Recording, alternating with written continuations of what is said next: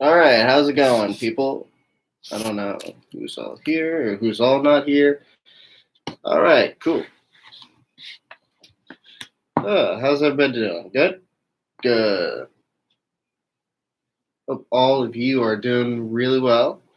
And yeah, this is Newsreel, the show where I talk about anything, mostly everything and anything, to be quite honest with you. It's honestly kind of dope, so stick around. Check it out. See what you like about it. All right. Let us get started with the show on the radio then.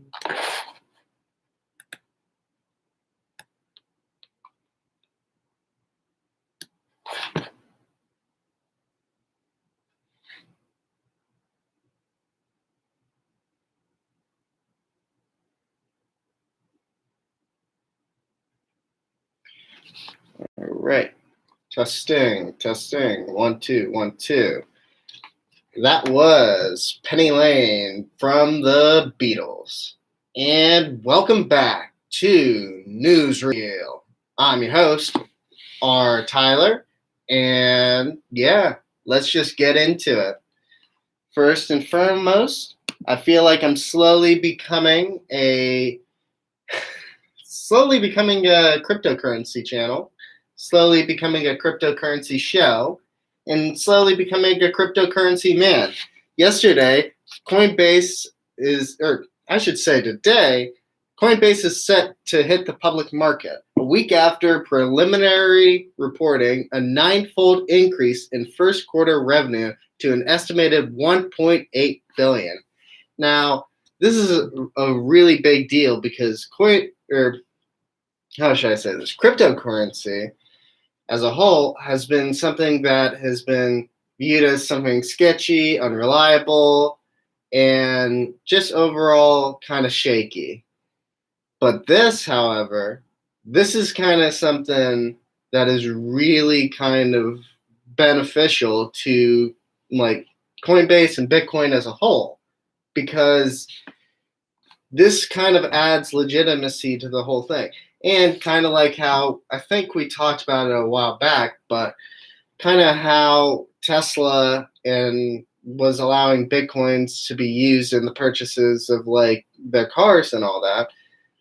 I think we're going to see a very big shift and change in the way people view cryptocurrency. I think you're going to see a lot more people start to invest in it now that, it's become more of a mainstream thing.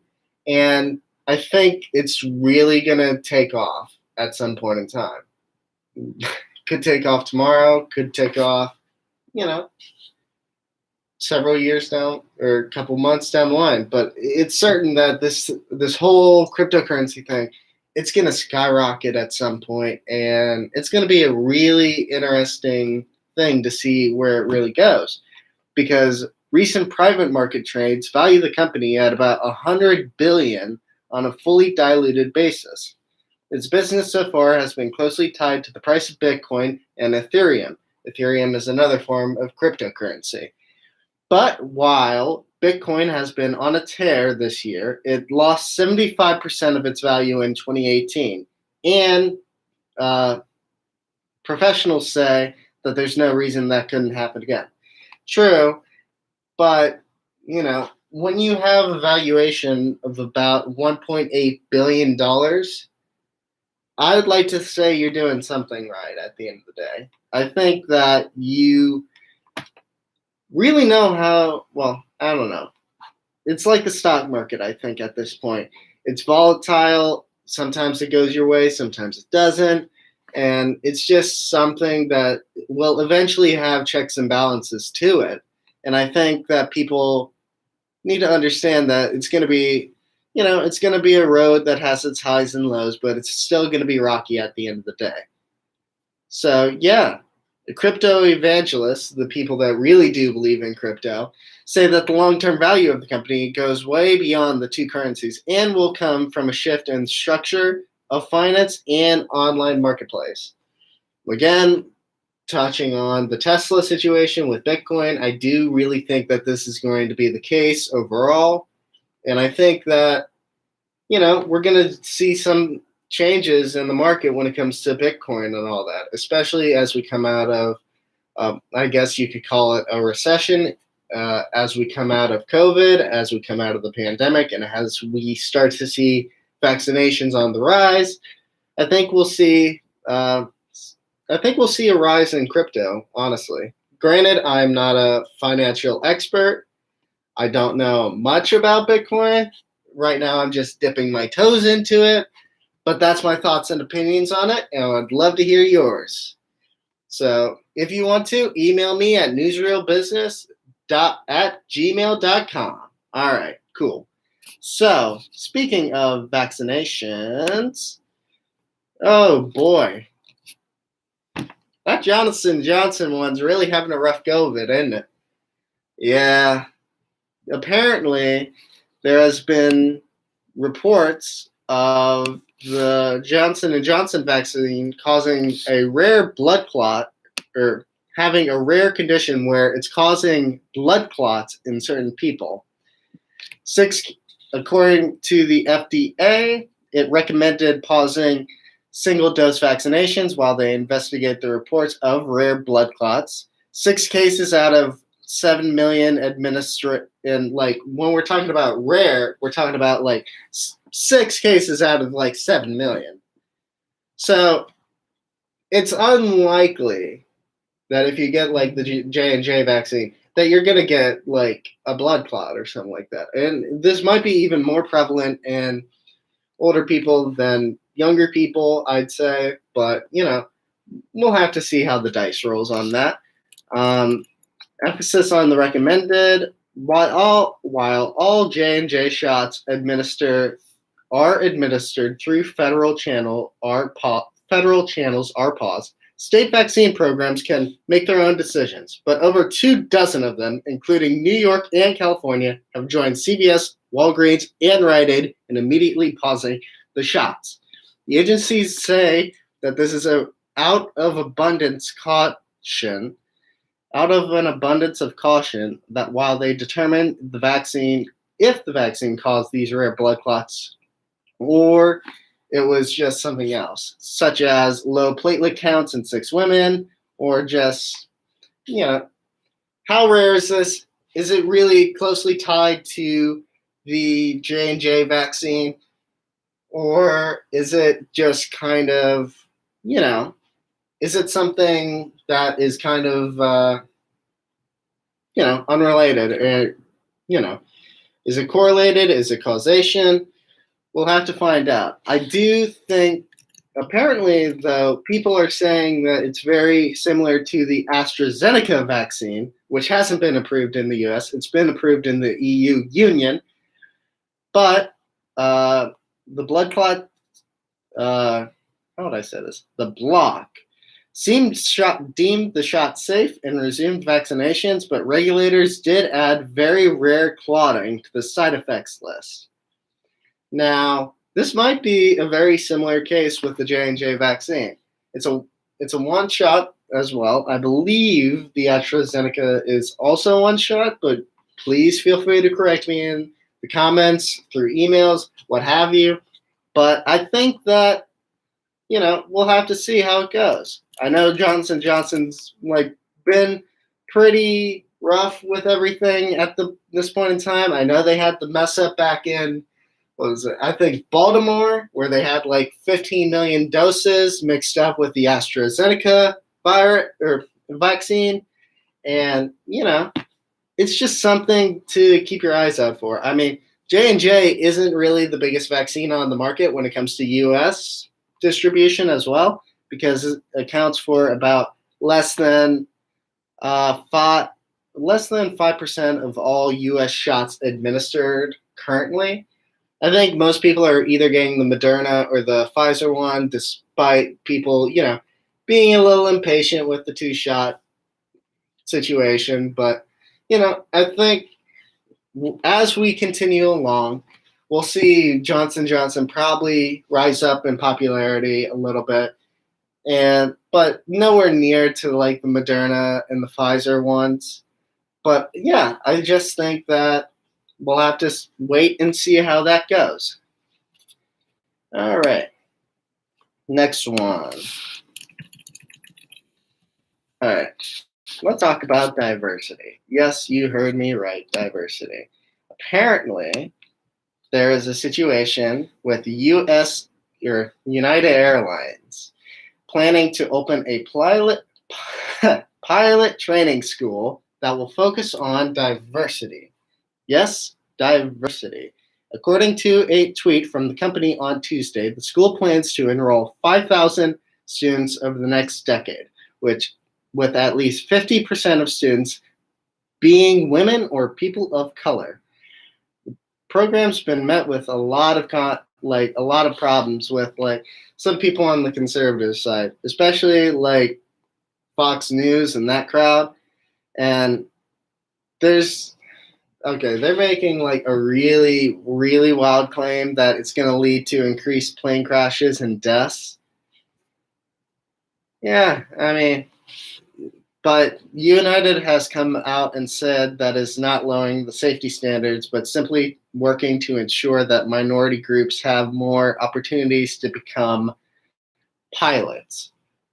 I think this is a great initiative, honestly. I think that it's something that really should be looked at, honestly, and it should be. Diversity initiatives are not a bad thing. It gets more people in the seats. It allows more people to pursue what they want to pursue without the barrier of race or gender impacting them. No, instead they have to weigh their barrier against the competitive job market as well, but we're not going to get into that. But yeah, so no, it's not really going to impact much. And I think that's kind of a really faulty thing to say at the end of the day. And the person that said this is good old Tucker Carlson. Yeah, that guy. I kind of regret saying the name, honestly, because he lives off negative attention. And who knows, maybe this gets online and he starts talking about me on the news. Who knows? If you're listening, Tucker, I don't care about your opinion. You do what you want. I don't give a crap about you. But anyway, so essentially what he said was, how about you hired experienced, good pilots, regardless of race or gender? I don't care about a pilot's right. This was said by a person on Twitter. I'm not going to say his name, but I don't care about a pilot's race. I care if he or she can land the danged plane safely. Censored that a little bit. And according to other people, and this is what Tucker said, an airline pilot transports hundreds of people at a time in a thin-walled metal tube going nearly 600 miles an hour, 35,000 feet off the ground. Flying a commercial airliner is dangerous, Carlson said. Like performing heart surgery, no matter how many times you've done it, it is inherently high stakes. People die if you screw up. In the airline business, as in medicine, not killing people is all that matters. So how will racial and gender quotas make U.S. airlines safer? The CEO of United Airlines is saying that we need to replace the pilots that are currently flying these airplanes because they are the wrong shoot. Because they're the wrong skin color. Only diseased people think like this. Oh, geez, Tucker. You're really making me blush here. This is amazing. I mean, yeah, this is something that really boils my blood a little bit now, doesn't it? So, yeah, that's kind of the whole story with that. But I do think that he's wrong, honestly, in saying this kind of stuff, because he's making a lot of straw man arguments. He's making a lot of how would I say this? A lot of fallacies overall about this whole thing, and it's kind of disgusting if you ask me. But I digress. Even United responded to these claims and saying all the highly qualified candidates we accept into the academy, regardless of race or sex, will have met or exceeded the expectations or exceeded the standards we set for admittance. And they said this on Twitter. Oh, good old Twitter. It's a great thing and the worst thing. It's everything at once. And it is the worst. And I could dive into it a little bit after this story. But yeah, it is crazy that we're talking about if this is a terrible thing or not. Obviously, it's a thing that overall inspires a net positive as a whole. And I think that's honestly something we need to consider a little bit.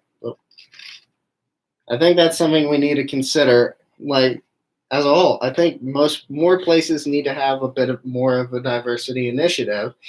And, I think society as a whole needs to embrace diversity, like American society at least, because we're no exception. We're the mixing pot. People have called us like essentially the mixing pot of the world. So there's no shame in saying, hey, we need to accept our neighbor. We can't go about, hating someone for those kinds of reasons, because I think there are much more vile and toxic things in the world to focus on other than like whatever there's like more like whatever your neighbor's gender or the neighbor's race is or the neighbor's sexuality is. It doesn't matter.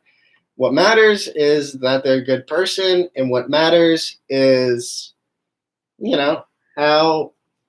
what matters is their character at the end of the day.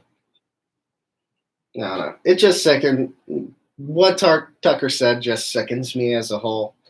And I'd rather just move on to something else. Such as, let's talk about social media a little bit. I think that, I really think that I kind of don't like social media as a whole. And I think that we, as a society, need to step away from social media. I think that should be the case right now. Because I think that a lot of the practices that these social media companies are doing is a little sketchy. It's a little sketchy. And if you ever want to know what I'm talking about, then you should probably look into this Netflix documentary known as The Social Dilemma. The Social Dilemma is a great documentary on Netflix. I would recommend it to every single person that is out there right now, that is listening right now. Really look into it, because I think that it is a very profound documentary. I think that it really nails everything on the head, and it made me delete Snapchat and Instagram for like a month. I still haven't downloaded Snapchat, but I re-downloaded Instagram. I just wanted to, keep touch with everyone and all that. But I think that's the real curse of social media at the end of the day, because, I think that a lot of people, I think that's the real catch-22. Since everyone's on social media, everyone's like not paying attention to it, Or since everyone's on social media, you get this instant sense of FOMO. Also, if you're on the stream right now, make sure you give it a like. Let me know what you think of the video, and give it a subscribe also. But anyway, I digress. Yep, there we go. YouTube's another example of that as well. I just get addicted to it sometimes. I get on it and like I'm surfing it for like hours and hours on end, and I don't even realize that I've been on it for hours and hours on end. It's just easy, it's simple, it's some place to go to like get your mind off things, but it's very addicting. I will say it's very addicting, very much like everything else on social media. And I think it does fall susceptible to the usual social media tactics of suppression and of like what would you call it? Suppression and like slight censorship and just overall like kind of toxic behaviors. I mean, there's no social media place that is like wholly innocent at the end of the day. Maybe christianmingle.com. Maybe that's holy innocence. Like in the Christian sense of the word. Or like something like that. But even then there might be some creeps on there, so I'm not even giving that one a pass at the end of the day. What I'm saying is that I don't know. I think it's important to understand that social media, it doesn't matter what your likes are. It doesn't matter what your opinion, it doesn't matter. Your opinion doesn't matter on those apps. You just need to realize that you are good as a whole and you don't need to fall victim to comparison and to anger and to like don't fall victim to that stuff. You're good as you are. And that's something that people need to like really get. But I feel like it becomes lost, especially with this younger generation that gets started on TikTok like so early, or the parents that like literally want to record their child like as soon as they're like out, like as soon as they're like, I might get canceled for this, like out of the womb. Like that's a little bit much, I'd say, because I do think that people need to understand that people are people, and you're not going to change who they are based off of life or something like that. And you cannot allow that to reign and wreak havoc over your life. I don't know. That was my rant on social media. Take it or leave it. I don't know. I'm not a huge fan of it. I like YouTube a little bit. I like whatchamacallit. I like YouTube. I like Instagram a little bit because I don't know. It's a good place for news, but I'm slowly deviating away from it. And I hate Facebook. Facebook's another one I hate because the old people use Facebook though, so I'm not really pressed about it. Oh, LinkedIn. LinkedIn's a good social media thing. It's kind of wholesome and innocent. Same with MySpace, but MySpace is dead, so when you're dead, you're pretty much neutral, I'd say. I'd say you're pretty much neutral when it comes to all that stuff. So, yeah. Yeah. All right. So, next topic I kind of want to talk about. I think I want to talk about movies for a little bit, if you'll bear with me for a second.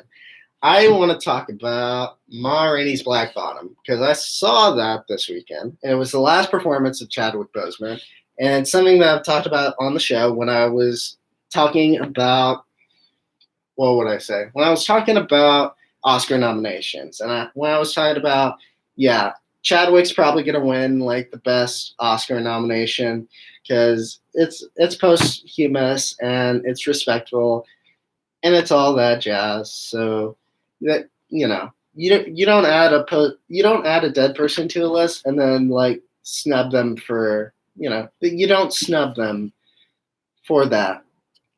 Or at least that's kind of what I've seen over the years. I haven't seen an example of that where that hasn't been the case, but I think that this won't be. I think that will be the case this year, regardless of the posthumous nod. He deserves it. I think he really does because he nailed this role, man. He did a great job in it. Like I was feeling for it. He plays a character named Levy, and he is a how would I say this? He's a very energetic, passionate trumpet player in Ma Rainey's band. And he really, really wants to become the next best thing in the music scene. Yes, sir. And he'll do most anything to get this fame, this fortune, this success. So what he does, he eventually goes behind Ma Rainey's back and he starts, exchanging some of his music to his manager. And yeah, I think, and then like conflict ensues and yada yada yada. So yeah, I really do think that this was a great performance. He sells every emotion. You can tell the passion, you can tell the desperation in his voice when he's like, I need to do this. I got nothing else. Like, you find out in the movie why he wants to do what he wants to do. He wants to prove himself as a person, and he really, really doesn't want to get screwed over. In the end, he's so dead set on the fame that it blinds him from the potential dangers of just clout chasing and just being a suck up and all that. And it's just a very nuanced performance because, like, throughout the movie, he's slowly losing his head about certain things. And I won't get into it because I recommend, like, everyone check this movie out, and they watch it, and, they just really try to understand why he deserves this Oscar nomination and why I think Chadwick Boseman is personally a great actor who deserves recognition posthumously, and regardless, he deserved recognition. From Black Panther to Jackie Robinson to Jackie Brown, you name it, he deserves it. He deserves it at the end of the day. Not to say that everyone else in the movie is terrible. I think Viola Davis also puts in a great performance. I think that everyone else, Coleman Domingo, is a great actor also. I really enjoyed like the camaraderie in the band, like the camaraderie within the band and the play-like setting of it all. I think that I enjoy that. I enjoyed that kind of like play-like dialogue and the play-like scenario with it because I believe this was based around a play. And I think that, it really worked well because I feel like plays always have this authentic nature about them when developing into a screenplay or when developing into when developing a play into a screenplay. Obviously, some things have to be changed because, it's a play. It's meant to be performed in front of a live audience. You're supposed to like gauge based on those reactions and just, feel the environment and the air with like people in the room. It's very different from a movie. And it's impressive to really get that kind of scenario or that feeling when just watching a regular show or like it's hard to gauge that feeling with a movie or a show. And I think this movie really does that right because I think that's really impressive to watch and to see how it develops because you feel like you're in the rafter or you feel like you're in this like stadium seating and you're just watching it from afar and you're just really getting into it and you really do feel for like most characters involved because you want to see them succeed, especially Levy. You kind of know what's going to happen to Levy, but you don't want it to happen to Levy because he's got a heart. He's got an attitude, but he's got a heart, and that's what's important at the end of the day. But Ma Rainey is also kind of in a very similar situation, I'd say. Ma Rainey wants to make it big, and she doesn't want to sell her soul out. But she knows at the end of the day that these people, the music producers, only want her voice at the end of the day. They don't want anything else to do with her. They just want her voice and her records so they can make money. And she kind of has to go back and forth on whether she wants to maintain that control or whether she wants to make money. It's a tough decision that she kind of like subtly struggles with throughout the whole movie. But I think, it's very interesting to see like her conflict, who she is as a person and all that. I think that's one thing that this movie does well. Like, they do flawed characters really well because the two main ones, Viola Davis and Chadwick Boseman, they're heavily flawed characters, but that's what makes them intriguing. I think that characters with flaws tend to make a better product as a whole. I think that, excuse me, Falcon and Winter Soldier, the dude like John Walker, I don't like him, but I love his character. If that makes any sense. I don't like who he is as a person. Like, if I knew him in real life, I'd be like, yeah, this guy, he kind of gives me a wrong vibe. I'm not really feeling him. But no. But instead, I'm kind of more into. I'm more into like understanding him and understanding why he does what he does. He's a flawed character, and he's given understanding, and he's given like you know why he's doing what he's doing. It's not like he's doing this thing just to make. He's not him to. He's not like, oh, I'm super jerk and I'm gonna do these things because I'm a super jerk. There's always kind of reasons behind why he does what he does, whether it's due to his insecurities, whether it's due to his passions, whether it's due to what he wants, whether it's due to what he wants to do compared to what he needs to do. And it's always kind of a constant struggle with him because he feels like he deserves a legacy that was never truly his to begin with. And, you know, we're talking about the show now, but as you see the show develop, this legacy, like, how would I say this? Overwhelms him, turns him into a worse person, and you really do get to see how that develops throughout the show.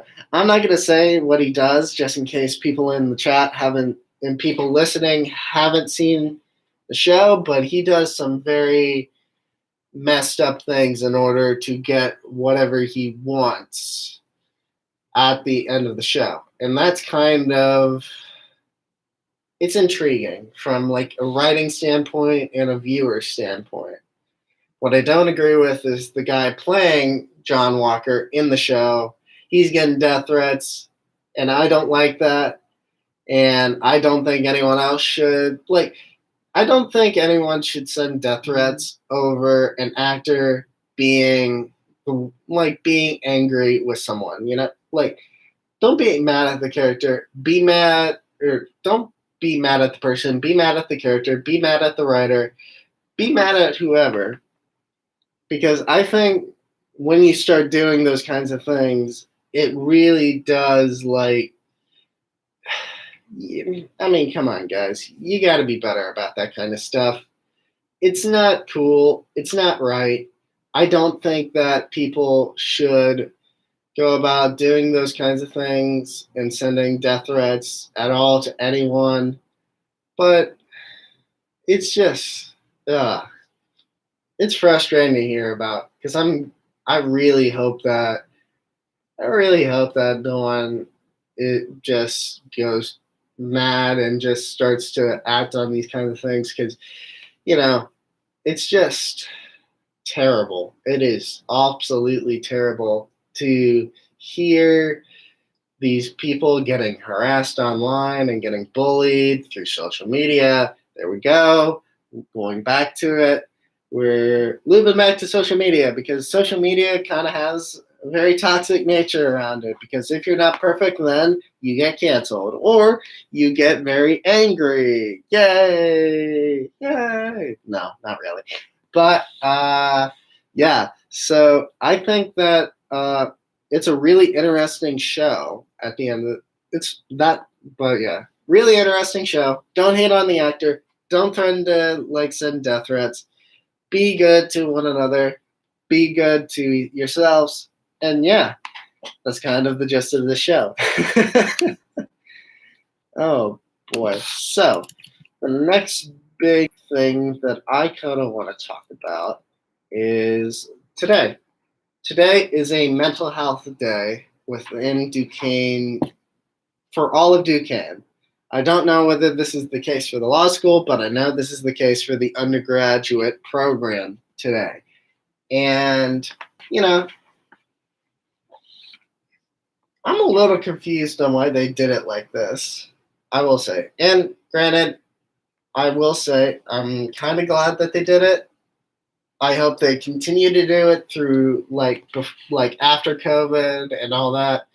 But I really hope that oh, oh boy, I really hope that people like I don't know why that they did it once on a Tuesday and once on a Wednesday.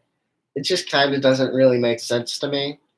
Like if you're gonna do it, why not do it for like one day, one Tuesday or another Tuesday, or one Wednesday or another Wednesday. I don't know. It just doesn't really add up to me. I mean, possibly there's more of a discussion there to be had about what exactly should be done about it, and what maybe there should be more of a discussion of like how to better integrate them in the future because I feel like they could do a little bit better about how they integrate it and how they really dive into it at the end of the day. Because I think that they could really space these out a little bit more. I like how they're doing them monthly and before like certain breaks and all that. But it is what it is at the end of the day, and I think I'm just going on a tangent here. But yes, yes, yes, yes. I will say this though. I probably shouldn't, but I feel like we did get robbed of a spring break this year. I really did. I'm a senior, and I really was looking forward to going on one big last trip with all my friends and just having a great time with it. I was really looking forward to that. But lo and behold, pandemic happened. Everything kind of went wild. And yeah, I'm lucky though. I'm lucky. At least I got to have like somewhat of a big spring break. The following year, I went to Myrtle Beach, had a great time. And this is before schools started shutting down, restaurants started shutting down, and COVID wasn't seen as serious as it is today. Now, uh, yeah, now you got to be careful about that. And I completely, and not to say that like the people who went down on summer break, or sorry, the people that went down on spring break a while back in March that I talked about a little bit a while ago, I'm not saying that they're completely right. I understand where they're coming from the perspective of why they want to do what they're going to do. I understand that, but I don't think they should have done it in the first place because I think that it's just really, really toxic to really it's not healthy first off because you're going into a place that has like high amounts of COVID within it. You're also at two you're also going into a place where people have been cooped up inside for about gosh knows how long, 9 months, and they're just going crazy and they don't care anymore. They don't care. They just want to like do what they're going to do and they're going to go crazy with it, go wild. They're just going to go about doing it however they want to. They want to go crazy. They want to go wild. They want to pull signs out from the streets. They want to do all sorts of things. And I get it. I get it. I get it. I get it. But that's not right. You should know how to control yourselves. You should know when to get, you should know when to leave the party. And you should know when it's the right time to have a party and the wrong time to have a party. When you have the right time to have a party, the right time to have a party, when you have the right time to have a party, then it's going to be great for everyone involved. There's no worries, there's no hassle, there's no situations that you got to worry about. All you got to do is sit back, relax, talk to some people, maybe play some games with some people, and just really get to know people. And no one's worried about much. They're just worried about the morning after, let's just say. They're more worried about that than they are about the the night, what's going to go wrong, and all that. However, you can't really do that within a COVID environment. Within a COVID environment, you're not going to have these kinds of situations where, everyone's going to be relaxed, everyone's going to be chill, because there's always going to be that worry of, am I going to get COVID if I'm not careful? And am I going to is is everyone here been safe? There's always that worry in the back of your head, and that's something that I personally struggled with as people I knew were going to bars and were going to situations like that. I always had that issue of, well, should I let them go or should I let them, you know, should I tell them, no, what you're doing is kind of not smart? And I've kind of landed in the middle of it where you're going to do what you're going to do at your own pace, and that's fine. And I don't have a problem with it at that point. But I'm going to do what's going to make me safe at the end of the day as well. So I'm not going to make myself uncomfortable.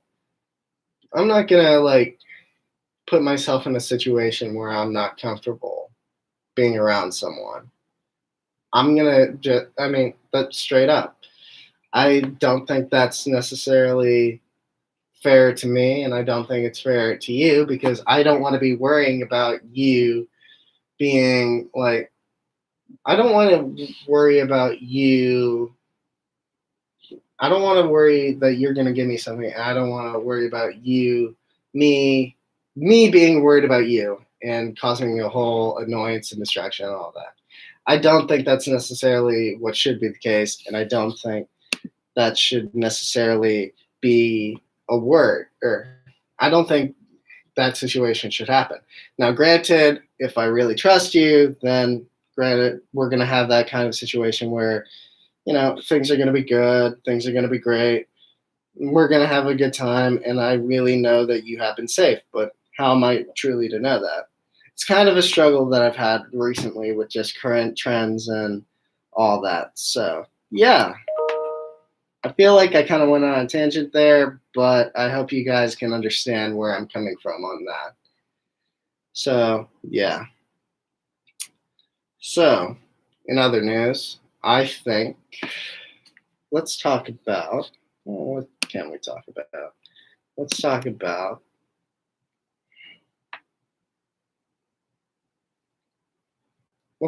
the end of the semester, actually.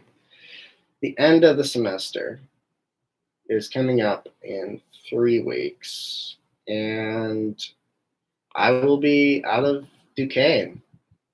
That is crazy. That's wild. But yeah, I don't know. I feel conflicted about it because scary going on in the real world. But I'm happy. I'm glad I got my degree. I'm glad I passed the rigorous trials of the liberal arts school. I'm happy regarding that whole thing. And, I'm sure I'll get into it more so as we start to end the semester, but I am grateful for my times at Duquesne, though. I am very grateful for my times at Duquesne. I think I've made a lot of great friends here, had a lot of good classes, met a lot of good professors, and it's just been a very good, it's been good. It's been really good. And it's something that I'll hold with me for a very long time. But I'll get into that more or less later in a later show. So, yeah.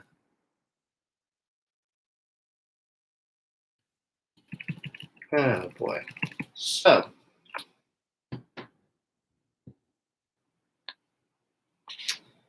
I think I want to talk about. Ooh, what do I want to talk about? I think I want to talk about the latest, greatest actor, Donald Glover, has officially retired the name Childish Gambino. Why do I bring this up? My favorite rapper, my favorite actor at the moment, currently working right now, is Donald Glover.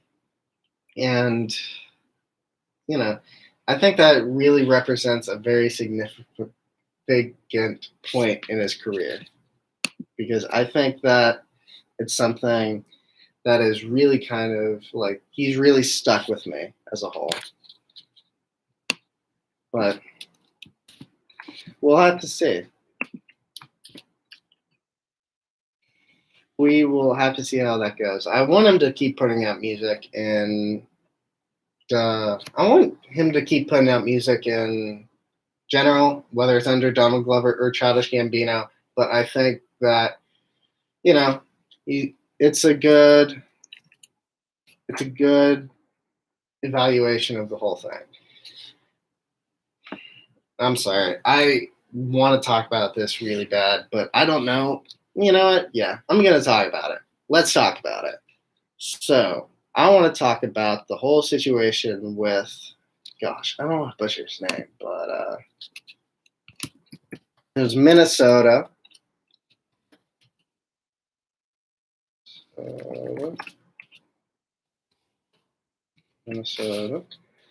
Minnesota. How do you say Minnesota? Minnesota is spelled Minnesot. Minnesota. I want to talk about this situation following this Dante Wright. Yeah. Dante Wright was a 20-year-old black man with a girlfriend and a child of 2 years. And he was killed, I believe, on Sunday. He was killed on Sunday. And yeah, this situation really grinds my gears, okay? Because let me just paint you a picture. It's a routine traffic stop, and it's a routine traffic stop. You're getting pulled over, and then this cop comes over. She gives you the whole rundown. Please, sir, please step out of the car. She pulls out something, and she thinks it's a taser. He doesn't know how the situation's going down. He doesn't know what exactly happened at the end of the day. But, yeah, so according to the mother, Dante Wright's mother, Katie Wright, she said that police pulled him over for having air fresheners dangling from his rearview mirror. You can't hear it, but I'm rolling my eyes at that. That's illegal in Minnesota? Minnesota, you have really stupid rules. But anyway, she told him to put the officers on the phone so she could give them car insurance details. She then heard police tell her son to get out of the vehicle, which, according to her, I heard police officers say, "Dante, don't run." She said through tears. The call ended. She dialed his number again. The girlfriend answered and said he had been shot. So, Brooklyn Police Center said in a statement that officers pulled over a man for a traffic violation shortly before 2 p.m. and found that he had an outstanding arrest warrant. As police tried to take him into custody, he got back in the car, and they said one of the officers, who had not been identified, shot at the man, police said. But apparently, the situation was a little bit more tricky than that because the officer thought she thought she had a taser in her hand, but in actuality, it was a gun. Are you serious? Are you legitimately serious? You thought you had a taser. Either that's stupidity or it's lies. There's no ways around that. That is like really stupid. And I think in the body cam footage, she says, "Oh, expletive, I shot him." And then, if that's the case, then you're dumb. You shouldn't be an officer if you're going to have, I think I've come to the opinion recently that I don't think traffic cops should have guns. I don't think that's a really smart idea for traffic cops to have guns in this country, because I don't think that's necessarily a case.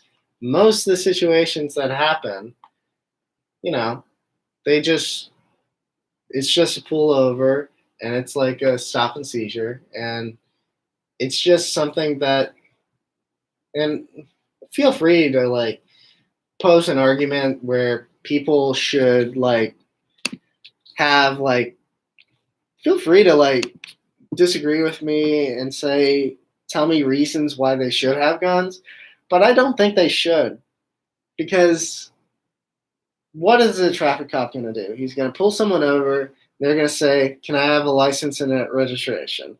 And then they're going to say, okay, license and I'll hand you over my license and registration. You can give me a ticket.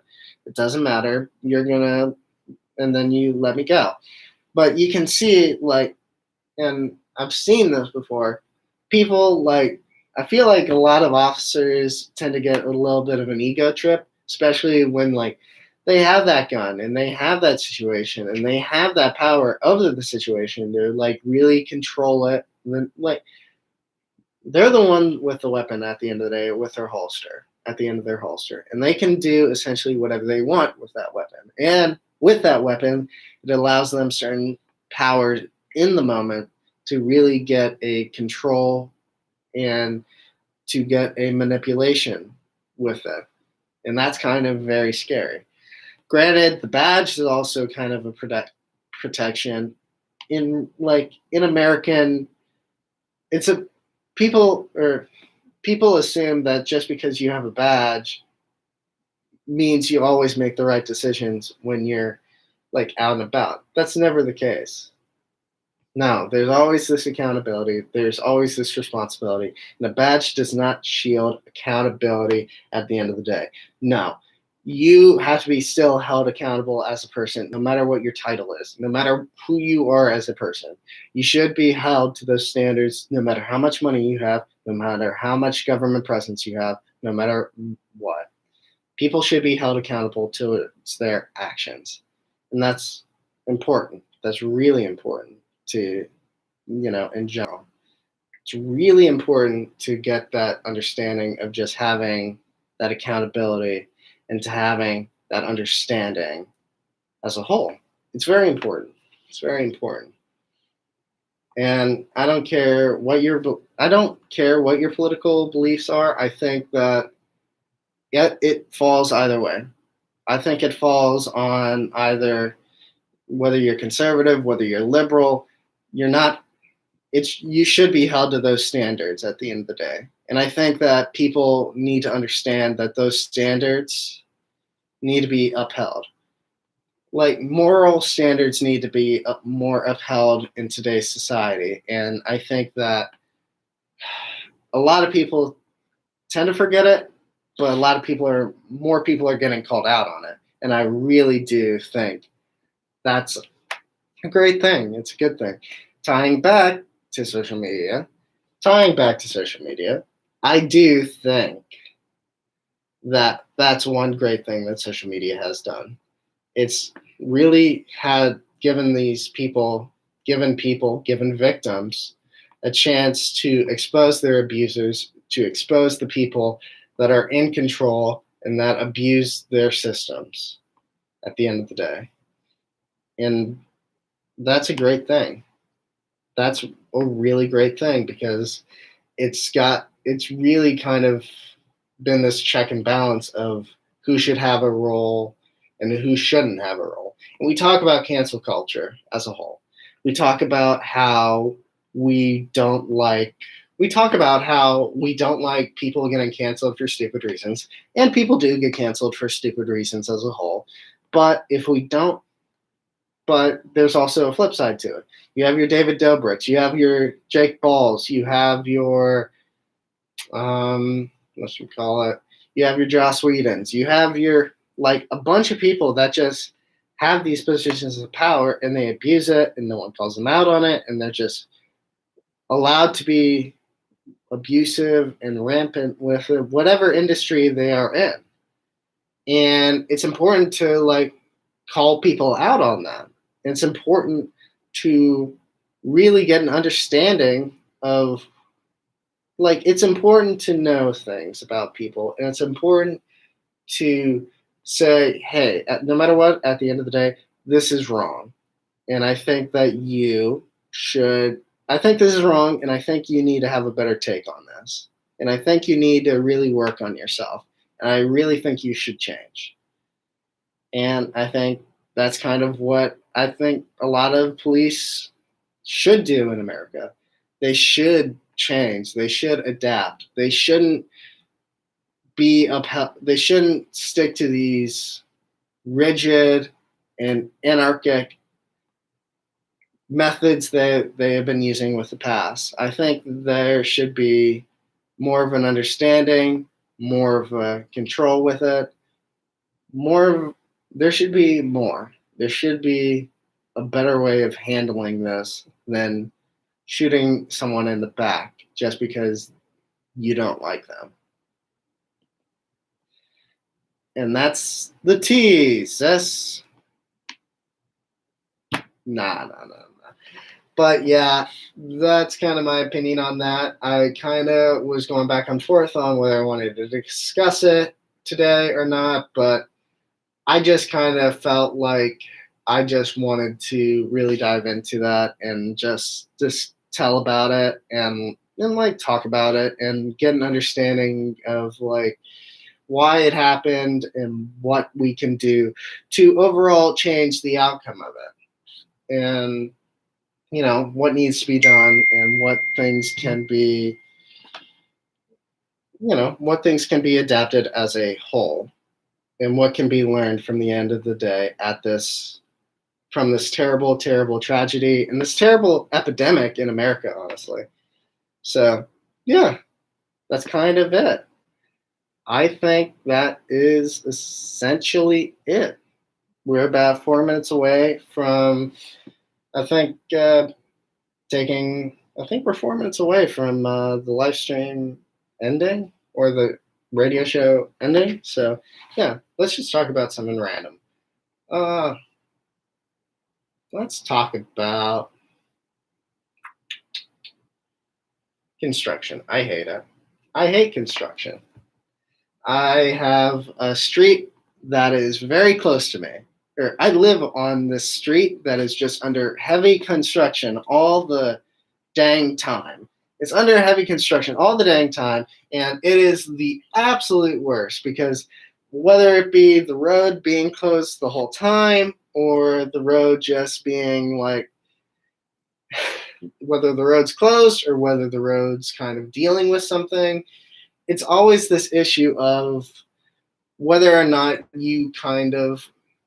it's always this issue, really, of just trying to get stuff done, fixing the roads, and getting stuff done, or not getting stuff done, but having those roads to drive on. And that's important. That's really important at the end of the day, because I think, it's good to fix up the roads and get all those potholes out of the roads, but it's also really good to go about and fix the whole situation with the roads and the potholes and all that. I don't think it's good when I'm getting like jackhammered on the sidewalk and I'm feeling it in my house. I don't like that. I don't like waking up to it necessarily at all. And I don't think that should be the case at all. That I'm waking up to a jackhammer across the street drilling into my house. And that's not fun at all. At all. But I digress. I'm just kind of ranting and rambling about the construction on my street. I don't like how there's a cop up constantly outside my door, like I'm under house arrest or something. I understand it's to monitor the construction, but I don't think it is fun. It's not cool. It's not fun. I don't know why that cop's there. I don't know why the cop's there. It's not necessary. Unless they've had issues in the past with people going to pass that road closed sign. But talk about unnecessary police being places where they shouldn't be. And I think that guy those people have guns on them too, I think. But I digress. I don't think those kinds of situations really, really should matter. And I don't know. It's just something that's on my head recently with construction and all that. I think it's a necessary evil. And I think that, you know, get your construction done, get it done, get out, and then come back in another 50 years when I'm not living there anymore. But anyway, so that has been the show for today. I am R. Tyler, and this has been Newsreel. And I hope all of you listeners out there have first off a wonderful day, second off a wonderful week, third off a wonderful life. I will see you next Wednesday. All right, how's it going? 3 viewers. How's it going, you 3 viewers, you wonderful 3 viewers? You got anything to say? Nah, you don't have it. Anything else to add? Anything you guys want me to talk about? I see someone asked about a black man who was accosted in Southern Carolina. Did I say Southern Carolina? Yeah, Southern Carolina.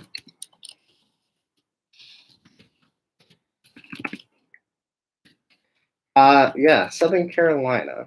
I don't think. Let me see if I can find that real quick. Black man who is. We're talking about the Ahmaud Arbery situation. It might be the situation. It's a little old, but I mean, it's still the same thing.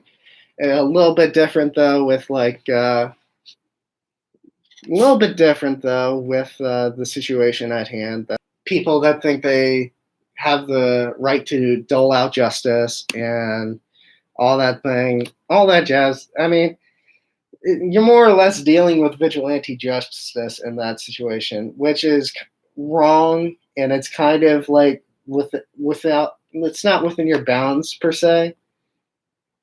We could talk about it in a later stream, I think, but I think honestly though, I don't think that should be the case right now. I don't think that should be a real worry at the moment because, well, I think we need to deal with the current law enforcement system as a whole before we touch upon the situation with vigilante justice and all that, because I think I think you're going to see a lot more people think they have the right to dole out justice however they please with current political trends right now. But I think we'll just have to see how that develops as a whole, how that situation kind of morphs as a whole as you start to see more and more police reforms. Because I believe, and don't get me wrong with this one, but what was it?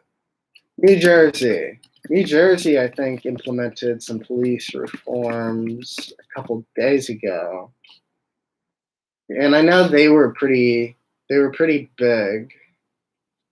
I appreciate all of you watching. I think you're awesome. I think you're great.